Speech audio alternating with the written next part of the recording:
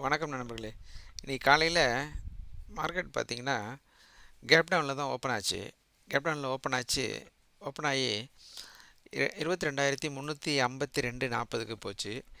அப்புறம் அந்த இடத்துல பார்த்தீங்கன்னா அது ஒரு ரிவர்சல் பாயிண்ட்டு. அதனால் நான் என்ன பண்ணேன், 22,350 கால் ஆப்ஷன் வாங்கினேன். இந்த கால் ஆப்ஷன் பார்த்தீங்கன்னா இந்த இடத்துல வாங்கும்போது 78க்கு வாங்கினேன். அப்போ நம்ம வழக்கமாக நான் எப்படி பண்ணுவேன்னா 10 பாயிண்ட்டு தான் வந்து ஸ்டாப் லாஸ் போடுவேன். அப்போ 68க்கு போட்டேன்.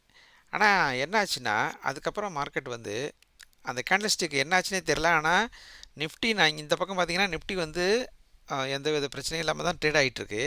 ஆனால் இந்த கால் ஆப்ஷன் பார்த்தீங்கன்னா திடீர்னு வந்து ஸ்டாப் லாஸை ஹிட் பண்ணிவிட்டு அதுக்கப்புறம் பாருங்கள் எவ்வளோ தூரம் போயிருக்குன்னு. கிட்டத்தட்ட 200 போயிடுச்சு. 78 ரூபாய்க்கு வாங்கி 200 ரூபாய்க்கிட்ட போயிட்டு இன்றைக்கி நல்ல ப்ராஃபிட் புக் பண்ணியிருக்கலாம்.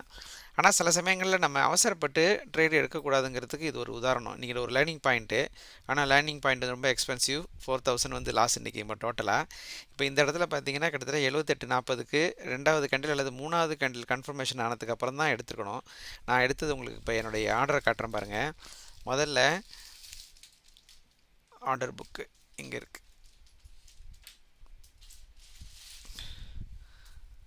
இங்கே பார்த்தீங்கன்னா 78.10க்கு எடுத்தேன். அது வந்து 9.18க்கு எடுத்தது. 9.25க்கு பார்த்தீங்கன்னா அது கரெக்டாக 68க்கு போய் ஸ்டாப் லாஸை ஹிட் பண்ணிவிட்டு எப்போதும் 20 பாயிண்ட் போடலாம். ஆனால் இன்னும் வாலட்டைலான மார்க்கெட்டில் 20 பாயிண்ட்டு போடக்கூடாது அப்படின்ட்டு விட்டுட்டேன். ஸோ அதனால் 10 பாயிண்ட் போட்டதுனால சீக்கிரமாக வந்து அது போய் ஹிட் ஆகிடுச்சு. ஆனால் அதுக்கப்புறம் நிறைய ஃபயர் ஃபைட்டிங் பண்ணேன். அது கிட்டத்தட்ட லாஸ் பார்த்தீங்கன்னா 1000க்கும் 10,000க்கு மேலே லாஸ் வந்துருச்சு.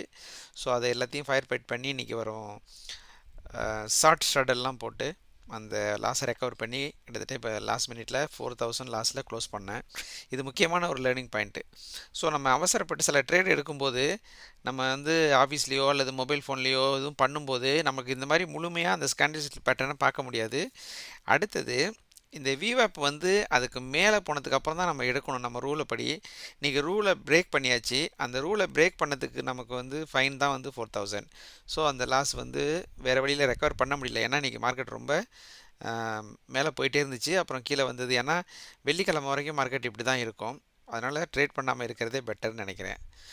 இந்த இது வந்து உங்களுக்கு ஒரு நல்ல லேர்னிங் பாயிண்ட்டாக இருக்கும்னு நினைக்கிறேன். அப்படி இருந்துச்சுன்னா வந்து லைக் பண்ணுங்கள், கமெண்ட் பண்ணுங்கள், ஷேர் பண்ணுங்கள். உங்கள் ஃப்ரெண்ட்ஸ் யாருக்கும் இருந்தாலும் அவங்களுக்கும் இதை ஷேர் பண்ணுங்கள். சப்ஸ்கிரைப் பண்ணுங்கள். மிக்க நன்றி.